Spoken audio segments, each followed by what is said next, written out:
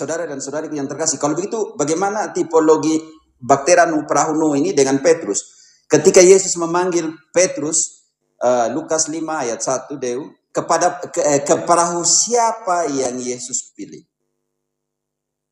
Suatu kali Yesus berdiri di pantai Danau Genesaret, sedang orang banyak mengurumuni dia hendak mendengarkan firman Allah. Ia melihat dua perahu di tepi pantai. Nelayan-nelayannya telah turun dan sedang membasuh jalannya. Ia naik ke dalam salah satu perahu itu, yaitu perahu Simon, dan menyuruh dia. Tahan dulu, Deu. Perahunya siapa? Simon, Romo. Dan dia mengajar dari perahunya Simon. Lanjut sedikit. Dan menyuruh dia supaya menolakkan perahunya sedikit jauh dari pantai. Lalu ia duduk dan mengajar orang banyak dari atas perahu. Ayat 10.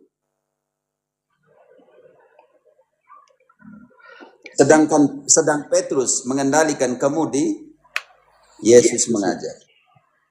Dan ayat 10, panggilan untuk Petrus. Demikian juga Yakobus dan Yohanes, anak-anak Zebedeus, yang menjadi teman Simon. Kata Yesus kepada Simon, jangan tahan takut. Di situ. Deu, tahan di situ. Ada 3 orang di situ, anak-anak Zebedeus, Yakobus dan Yohanes. Tetapi Yesus tidak mengatakan kepada mereka dua. Tetapi Yesus katakan kepada siapa? Kepada Simon, Romo. Apa kata kepada Simon?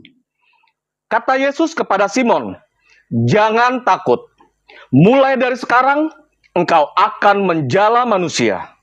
Oke, sandingkan ke perahu Simon yang sama di dalam Yohanes 21. Deu, ayat 1. Kegelisahan ketika Yesus mati. Dan Petrus mengajak saudara-saudaranya untuk apa? Kemudian Yesus menampakkan diri lagi kepada murid-muridnya di pantai Danau Tiberias. Dan ia menampakkan diri sebagai berikut. Di pantai itu berkumpul Simon Petrus, Thomas yang disebut Didimus, Nathanael dari Kana yang di Galilea, anak-anak Zebedeus, dan 2 orang muridnya yang lain. Kata Simon Petrus kepada mereka, aku pergi menangkap ikan. Kata mereka kepadanya, kami pergi juga dengan engkau. Mereka berangkat lalu naik ke perahu. Oke, Deu tahan. Mereka berangkat dan naik ke apa? Kemana? Perahu, Romo. Naik ke perahu. Ini penting sekali. Mereka berangkat dan naik ke perahu. Perahunya Simon, karena Simon yang mengajar. Perahunya Simon, kembali lagi. Pembaharuan misi keselamatan. Nanti kita lihat di dalam ayat 11. Deu, konsentrasi di ayat 11, saudara dan saudariku yang terkasih. Di situ ada numerologi penting sekali untuk pewartaan. Simon Petrus naik ke perahu, lalu menghela jala itu ke darat. Penuh ikan-ikan besar, 153 ekor banyaknya. Tahan di situ. 153 dalam konsep teologi biblis dan mentalitas tradisi orang Yahudi adalah jumlah semua ikan yang ada di laut. Artinya Petrus menarik semua jala itu dan para rasul yang lain menangkap semua ikan yang ada di mana? Di laut. Ingat kata-kata Yesus, penjala manusia. Pergilah ke seluruh dunia. Jadikanlah semua mereka muridku. Baptislah mereka. Ajarlah mereka segala perintahku. Artinya, ikan itu ditarik ke dalam apa? Perahu. Ke dalam perahu. Dan jumlah di dalam totalitas, 153 adalah jumlah semua ikan yang ada di perahu itu. Dan jumlah semua ikan yang ada di laut. Ini konsep penting sekali dalam numerologi. Oh ya, kalau begitu untuk keselamatan untuk semua orang ya. Tapi semua orang yang naik di dalam mana? Di dalam perahu ini. Poin kedua. Poin ketiga, saudara dan saudariku yang terkasih. Poin ketiga. Ini poin penting di mana kita juga bukan melihat dalam pengertian tadi tipologi baktera, gereja sebagai baktera. Yang kedua, saudara dan saudariku yang terkasih, kita juga mau lihat dalam pengertian keselamatan doktrinal. Tidak main-main keselamatan doktrinal ini, ya. Kadang nanti sebentar kita sentuh ke dalam keselamatan doktrinal ini. Saya mau sentuh ini keselamatan doktrinal. 1 Timotius 4 ayat 16, Dew. Keselamatan doktrinal. 1 Timotius 4 ayat 16. Awasilah dirimu sendiri dan awasilah ajaranmu. Bertekunlah dalam semuanya itu. Karena dengan berbuat demikian, engkau akan menyelamatkan dirimu dan semua orang yang mendengar engkau. Ajarkanlah, saudara dan saudariku yang terkasih, awasilah ajaranmu, awasilah dirimu dan apa yang kamu ajarkan.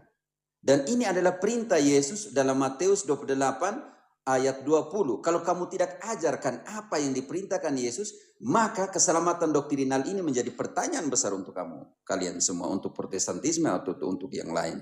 Kalau tidak mau ajar sesuai dengan perintah Yesus, maka pertanyaan, semua ajaranmu itu membawa kepada keselamatan atau tidak? Matius 28 ayat 20. Apa yang diperintahkan oleh Yesus? Dan apa kata Paulus? Awasilah dirimu dan apa yang kamu ajarkan. Sebab dengan berbuat demikian, engkau menyelamatkan dirimu sendiri dan orang yang mendengarkannya. Keselamatan doktrinal. Jangan main-main. Dan ajarlah mereka melakukan segala sesuatu yang telah kuperintahkan kepadamu. Dan ketahuilah, aku menyertai kamu senantiasa sampai kepada akhir zaman. Dia mengajarkan pengakuan dosa, memberikan otoritas. Yohanes 20:23, barang siapa kamu ampuni dosanya tidak diampuni, kamu bilang mengaku langsung kepada Tuhan. Bagaimana doktrinmu bisa menyelamatkan kalau itu jauh dari apa yang diperintahkan Yesus? Kalau Yesus bilang ekaristi sebagai kehadiran nyata, inilah tubuhku, inilah darah, kalian bilang itu simbol. Bagaimana doktrin dan ajaranmu itu bisa menyelamatkan orang? Kalau Yesus bilang, saya tidak sendiri, Bapa bersama dengan saya. Unisitarian bilang begini, tidak, only Jesus, Yesus sendiri. Bagaimana mau selamat kalau doktrinmu bertentangan dengan apa yang diperintahkan oleh Yesus? Karena itu saudara dan saudariku yang terkasih, Tuhan mau semua orang selamat. Ini penting. Yesus mau menyelamatkan semua orang, tetapi ada kondisi terutama. 1 Timotius 4 ayat 10. 1 Timotius 4 ayat 10. Itulah sebabnya kita berjerih payah dan berjuang, karena kita menaruh pengharapan kita kepada Allah yang hidup, Juru Selamat semua manusia. Garis bawah dulu. Juru Selamat semua manusia, tetapi masih ada koma nih. Juru Selamat semua manusia, koma, terutama mereka yang percaya. Garis bawahi, terutama mereka yang percaya. Dan semua yang mereka yang percaya ini bersatu atau bercerai-berai. Kisah 2 ayat 44. Kisah 2 ayat 44. Ingat, terutama Kristus adalah penyelamat. Penyelamat semua orang, terutama mereka yang percaya. Garis bawahi, terutama mereka yang percaya. Apakah mereka yang percaya ini harus tercerai-berai dalam 60 denominasi atau mereka yang percaya ini bersatu? Oke. Dan semua orang yang telah menjadi percaya tetap bersatu. Dan segala kepunyaan mereka adalah kepunyaan bersama. Garis bawahi, semua yang percaya ini tetap bersatu. Bersatu. Dan bersatunya di mana? Mereka yang di sana, mereka yang di sini dikumpulkan dan disatukan di dalam satu tubuh. Efesus 2 ayat 15, 16. Efesus 2 ayat 15, 16. Sebab dengan matinya sebagai manusia, ia telah membatalkan hukum Taurat dengan segala perintah dan ketentuannya, untuk menciptakan keduanya menjadi satu manusia baru di dalam dirinya. Dan dengan itu mengadakan damai sejahtera. Dan untuk memperdamaikan keduanya di dalam satu tubuh. Di dalam berapa tubuh? Satu. Jadi semua mereka yang percaya itu tetap bersatu. Bersatu dalam satu tubuh. Dan apa itu tubuh? Kolose 1 ayat 18. Kolose 1 ayat 18. Ialah kepala tubuh, yaitu gereja. Artinya semua mereka yang percaya tadi bersatu di dalam satu tubuh, yaitu bersatu di dalam satu gereja. Karena itu Paulus bilang satu tubuh, satu gereja dalam pengertian ini. Kalau Efesus 4 ayat 4. Berapa gereja ada di situ? Berapa tubuh ada di situ? Efesus 4 ayat 4. Satu tubuh dan satu roh, sebagaimana kamu telah dipanggil kepada satu pengharapan yang gereja yang adalah tubuhnya, yaitu kepenuhan Dia yang memenuhi semua dan segala sesuatu. Gereja yang adalah tubuhnya adalah kepenuhan dari Tuhan itu sendiri dalam segala sesuatu. Itu tidak main-main. Karena itu, kalau gereja adalah kepenuhan dari Kristus itu sendiri, maka apa yang dilakukan oleh Kristus untuk gerejanya? Satu, dia harus pelihara gerejanya. Efesus 5 ayat 29. Siapa yang memelihara gerejanya?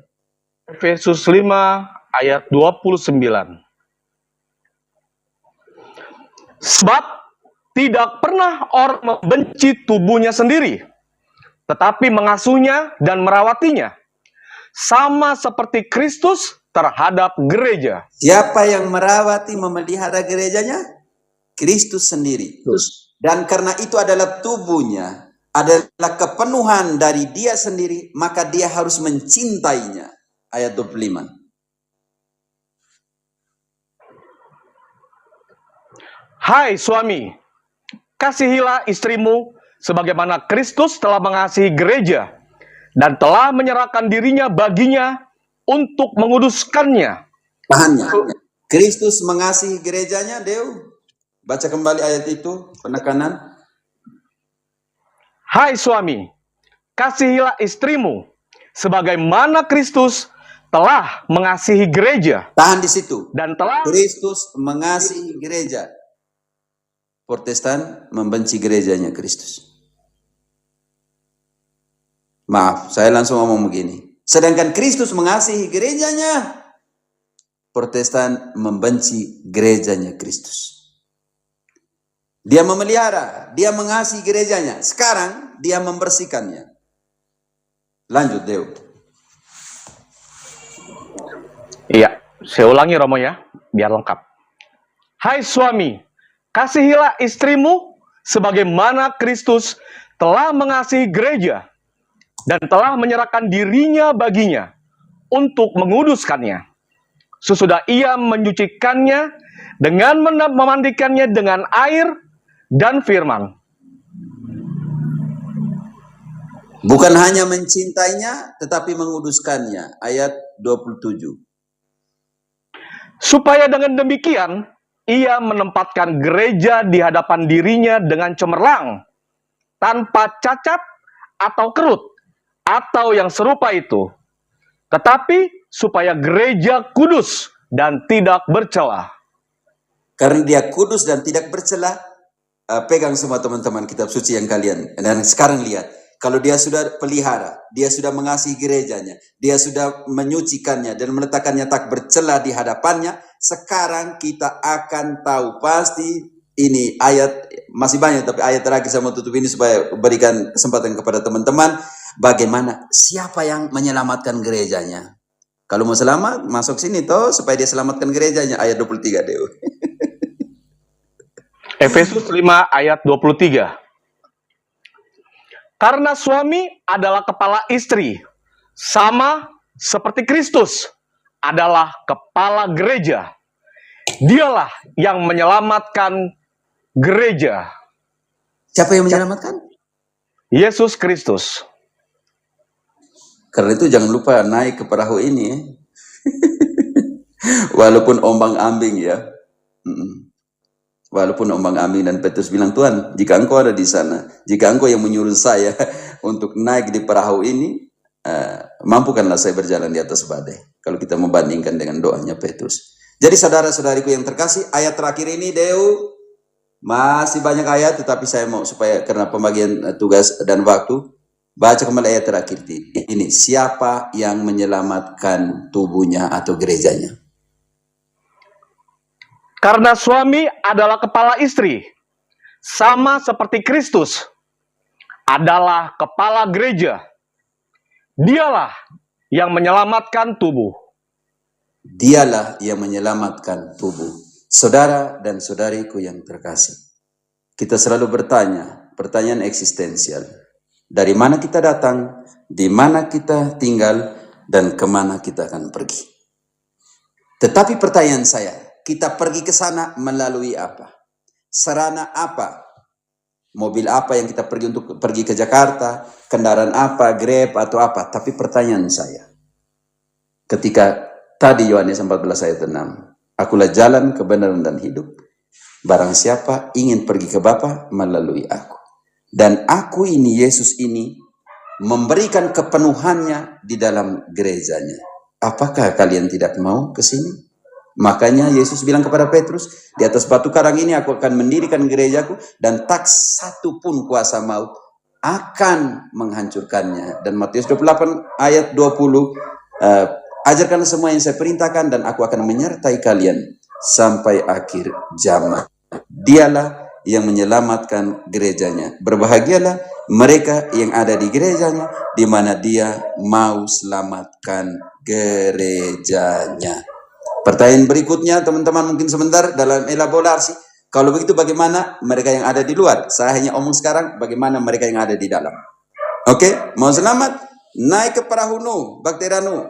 Jangan lupa naik juga ke bakteranya Petrus. Terima kasih.